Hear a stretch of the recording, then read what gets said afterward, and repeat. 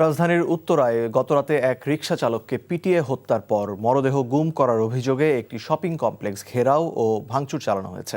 এই ঘটনায় পুলিশের সাথে রিকশা চালকদের দফা ধাওয়া পাল্টা ধাওয়া হয়। বর্তমানে পরিস্থিতি নিয়ন্ত্রণে রয়েছে। ঘটনাস্থলে অতিরিক্ত পুলিশ ও সেনাবাহিনী মোতায়েন রয়েছে। পুলিশ জানায়, রোববার রাতে ওই শপিং কমপ্লেক্সের নিরাপত্তা প্রহরীর সঙ্গে এক রিকশা চালকের বাকবিতণ্ডা হয়, যা এক পর্যায়ে হাতাহাতিতে গড়ায়। পরে রিকশা চালক মারা গেছেন এবং তার মরদেহ ভবনের ভেতরে লুকিয়ে রাখা হয়েছে এমন গুজব দ্রুত ছড়িয়ে পড়লে উত্তেজিত রিকশা চালক ও স্থানীয় জনতা সড়ক অবরোধের পাশাপাশি ভবনে ভাঙচুর চালায়। আইনশৃঙ্খলা বাহিনী পরিস্থিতি নিয়ন্ত্রণে বিক্ষুব্ধদের সরিয়ে দেওয়ার চেষ্টা করলে স্থানীয়দের সঙ্গে দফায় দফায় সংঘর্ষ হয়। পরিস্থিতি নিয়ন্ত্রণে পুলিশ সাউন্ড গ্রেনেড নিক্ষেপ ও লাঠিচার্জ করে। রাত 3:30টার দিকে পরিস্থিতি নিয়ন্ত্রণে আসে।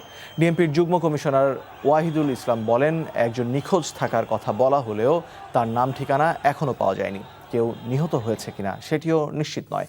বিষয়টি নিশ্চিত হতে সিসিটিভি ফুটেজ পরীক্ষা করা হবে।